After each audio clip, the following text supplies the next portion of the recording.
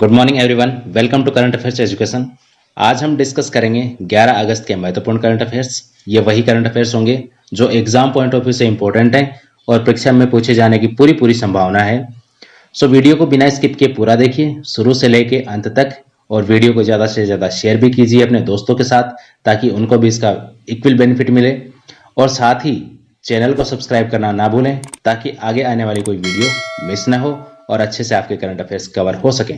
शुरुआत करते हैं अंतिम सेशन के अभ्यास प्रश्न के साथ। अंतिम सेशन में हमने आपसे पूछा था चंबा रुमाल निम्न में से किस राज्य का विश्व प्रसिद्ध है।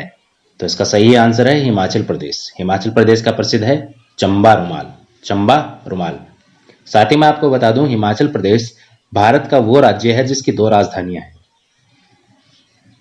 शिमला और धर्मशाला।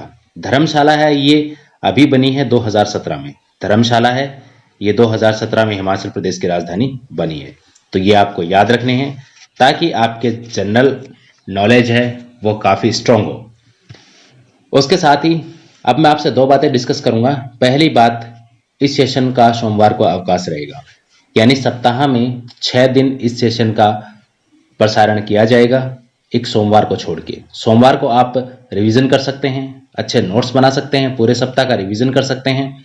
साथ ही अगर आपका कोई सेशन मिस हो गया है तो आप उसको पुनः देख सकते हैं।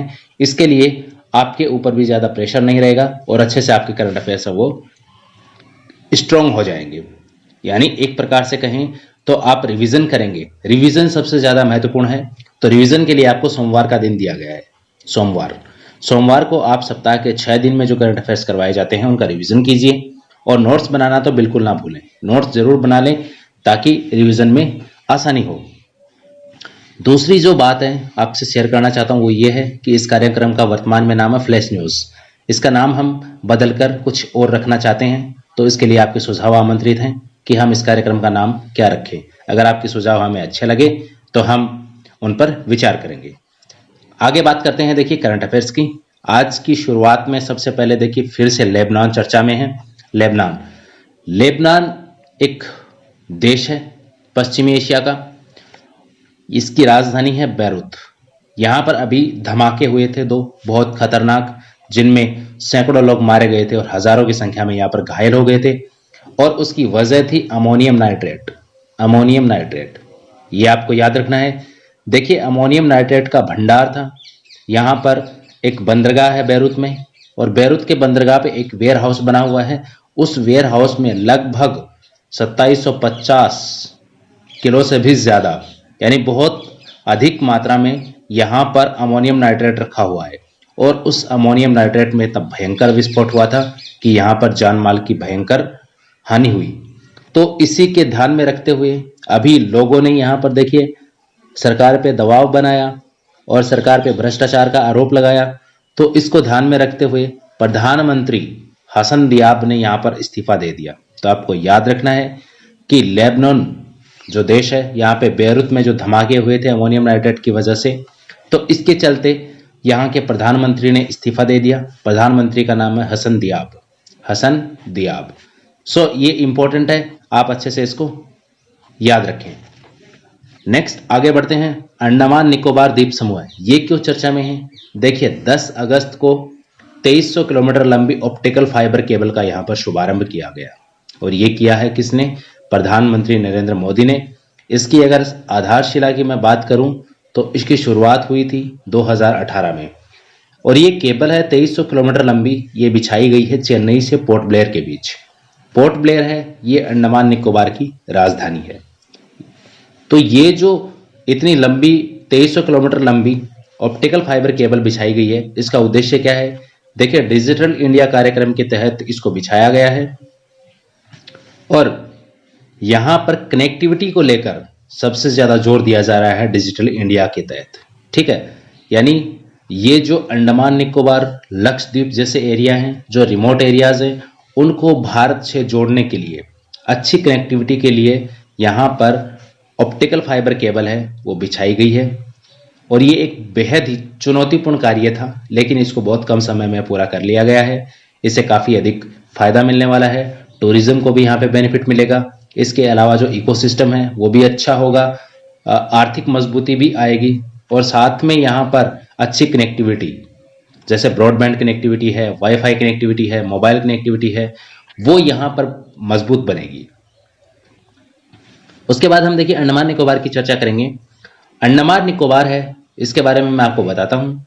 अराकोन यामा पर्वत श्रृंखला जो है, जो म्यांमार में फैली हुई है, उसी का विस्तार है, उसी के विस्तार से ये बना है अंडमान निकोबार। और कहा गया है कि ये जलमग्न उच्च भूमि है, यानी कि अराकोन यामा पर्वत श्रृंखला है वो इधर आपके अंडमान सागर की ओर बढ़ती है बंगाल की खाड़ी में, और यहाँ पर वो जलमग्न हो जाती है, और उसी के ऊपर जो द्वीप बने हैं उसी की वजह से वो अंडमान निकोबार के नाम से जाने जाते हैं। और ये एक उच्च भूमि है, उच्च भूमि, ठीक है। इसका जो सबसे उत्तरी हिस्सा है, अंडमान निकोबार का सबसे उत्तरी हिस्सा, उसे लैंडफॉल द्वीप के नाम से जाना जाता है। अब देखिए लैंडफॉल द्वीप के ऊपर एक और द्वीप स्थित है जिसको कोको द्वीप कहा जाता है। आप मैप में देखिए, थोड़ा सा आपको अच्छे से समझ में आएगा। कोको द्वीप, कोको द्वीप है ये अंडमान निकोबार के लैंडफॉल द्वीप जो है उसके उत्तर में स्थित है, और ये है म्यांमार का कोको द्वीप। कोको द्वीप और लैंडफॉल द्वीप के मध्य एक जल संधि है जिसे कोको जल संधि कहा जाता है। ये म्यांमार को ये भारत से अलग करता है, यानी अंडमान निकोबार से अलग करता है कोको जल संधि। नेक्स्ट है सर्वोच्च चोटी अंडमान निकोबार की, यह है सैडल पीक। सैडल पीक, क्या आप मुझे कमेंट करके बता सकते हैं कि सैडल पीक की ऊंचाई कितनी है? नेक्स्ट, प्रसिद्ध सेल्यूलर जेल जो है वो भी आपके अंडमान निकोबार में स्थित है, जहां पर अंग्रेजों के समय काला पानी की सजा दी जाती थी। वो सेल्यूलर जेल है, वो यहीं पर है। इसके बाद आगे हम देखते हैं 10 डिग्री चैनल। 10 डिग्री चैनल है, ये अंडमान को निकोबार से अलग करता है, अंडमान को निकोबार से अलग करता है। और भारत का जो सुदूर दक्षिणतम बिंदु है इंदिरा पॉइंट, वो भी आपके कहां पर है? निकोबार में स्थित है। सबसे जो दक्षिणी हिस्सा है निकोबार का वो इंदिरा पॉइंट ही है, जो आपको याद रखना है। आप मैप में देख सकते हैं इसको अच्छे से, ताकि कोई डाउट ना रहे। आगे बढ़ते हैं। देखिए विश्व हाथी दिवस ये कब मनाया जाता है? विश्व हाथी दिवस प्रतिवर्ष 12 अगस्त को मनाया जाता है, और हाथियों के संरक्षण के लिए एक प्रोजेक्ट की शुरुआत की गई थी। जिस प्रकार प्रोजेक्ट टाइगर शुरू हुआ था, उसी प्रकार से प्रोजेक्ट एलिफेंट शुरू किया गया था 1991-92 में। तो ये आपको याद रखना है। कमेंट करके मुझे आप ये जरूर बता दीजिए कि प्रोजेक्ट टाइगर है वो कब लॉन्च हुआ। प्रोजेक्ट टाइगर कुछ समय पहले मैंने आपको बताया भी था। अगर आप रेगुलर वीडियो देखते हैं तो आसानी से इसका जवाब दे सकते हैं, आपका रिवीजन भी हो जाएगा। नेक्स्ट है विश्व शेर दिवस। ये प्रतिवर्ष कब मनाया जाता है? विश्व शेर दिवस कहें या फिर वर्ल्ड लायन डे कहें, तो ये 10 अगस्त को प्रतिवर्ष मनाया जाता है। और भारत की अगर मैं बात करूं तो भारत में एशियाई शेर जो हैं वो गिर के जंगलों में पाए जाते हैं। गिर के जंगल है गुजरात में, गुजरात, ठीक है। और अभी एक रिपोर्ट आई थी जिसमें कहा गया था कि भारत में एशियाई शेरों की संख्या में 29% वृद्धि देखी गई है। 29% वृद्धि देखी गई है गुजरात राज्य में। यह आपको याद रखना है। काफी बार पूछा गया है परीक्षा में, गिर के जंगल कहाँ स्थित हैं, या गिर के पहाड़ी पूछ लेता है। गिर नेशनल पार्क है, वो भी गुजरात में है। तो तीनों, गिर नाम से आपसे कुछ भी पूछे, चाहे गिर नेशनल पार्क पूछे, गिर के जंगल, गिर की पहाड़ियां, वो सारे के सारे गुजरात में ही होंगे इसका, ठीक है। तो ये आप याद रखेंगे। उसके बाद देखिए अभी रक्षा मंत्रालय ने 101 रक्षा उपकरणों के आयात पर प्रतिबंध लगा दिया है, और कहा है कि हम इस लिस्ट में और भी उपकरण हैं उनको भी डालेंगे। इसे नेगेटिव लिस्ट कहा गया है।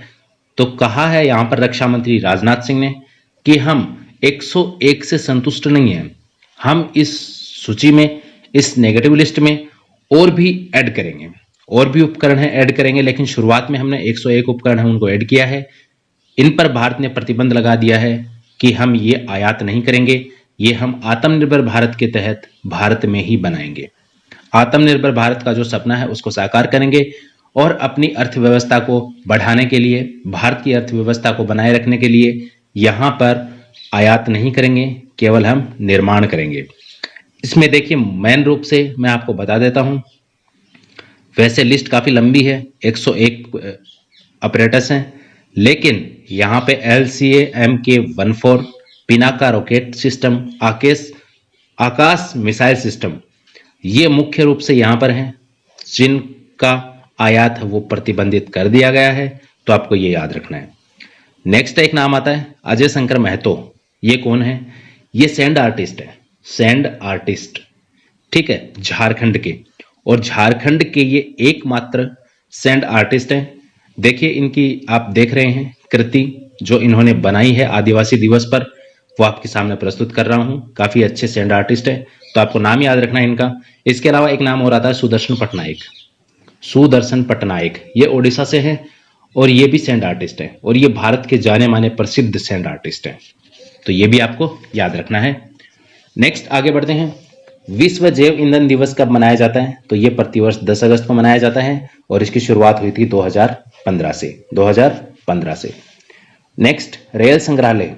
अभी एक रेल संग्रहालय खुला है, वो कहाँ खुला है याद रखेंगे, हुबली कर्नाटक में। हुबली कर्नाटक में। और देखिए जो हुबली है वो साउथ वेस्टर्न रेलवे का हेडक्वार्टर भी है। साउथ वेस्टर्न रेलवे का हेडक्वार्टर कौन सा है? हुबली, ये आप याद रखेंगे। इसके अलावा अगर मैं बात करूं साउथ वेस्टर्न रेलवे की, तो इसके तहत कौन कौन से डिवीजन आते हैं, डिवीजन भी याद रखेंगे। हुबली, बेंगलुरु और मैसूर, ये 3 डिवीजन हैं, ये साउथ वेस्टर्न रेलवे के अंडर कार्य करते हैं, ये आपको याद रखना है। नेक्स्ट, हाल ही में प्रधानमंत्री ने कृषि अवसंरचना कोष है, इसकी शुरुआत की है, और इसके तहत क्या होगा देखिए, ये 2020 से लागू हो जाएगी। ये जो योजना है कृषि अवसंरचना कोष की, ये 2020 से लागू हो जाएगी, और कृषकों को इससे काफी बेनिफिट मिलने वाला है।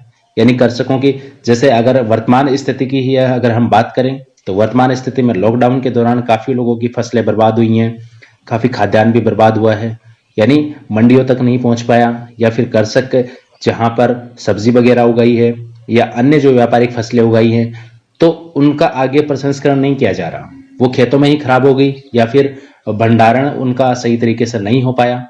तो इन सबको ध्यान में रखते हुए कृषि अवसंरचना कोष की स्थापना करी गई है, और इसके तहत पूरी तरह से किसानों की सहायता की जाएगी। जिस प्रकार की जो भी आवश्यकता है वो यहाँ पर इससे पूरी की जाएंगी। इसके अलावा पीएम किसान की जो 6ठी किस्त है वो भी यहाँ पर प्रधानमंत्री ने जारी करी। प्रतिवर्ष इसके तहत किसान को 6,000 रुपए दिए जाते हैं, 2,000 रुपए की 3 किस्त दी जाती हैं पीएम किसान योजना के तहत, तो ये भी आपको याद रखना है। आज के सेशन में इतना ही। चलते चलते आपके लिए एक अभ्यास प्रश्न, जिसका जवाब आप कमेंट बॉक्स में दीजिए, और इसका सही जवाब हम आने वाली सेशन में देंगे। आपके लिए अभ्यास प्रश्न है, भारत छोड़ो आंदोलन या फिर अगस्त क्रांति कब शुरू हुई थी? कब शुरू हुई थी? इसका सही आंसर आपको बताना है कमेंट में। ऑप्शन है 7 अगस्त 1942, 8 अगस्त 1942, 9 अगस्त 1942, 10 अगस्त 1942। तो इसका सही आंसर क्या है? फटाफट कमेंट करके मुझे बताइए, और ज्यादा से ज्यादा वीडियो को शेयर कीजिए। मिलते हैं अगले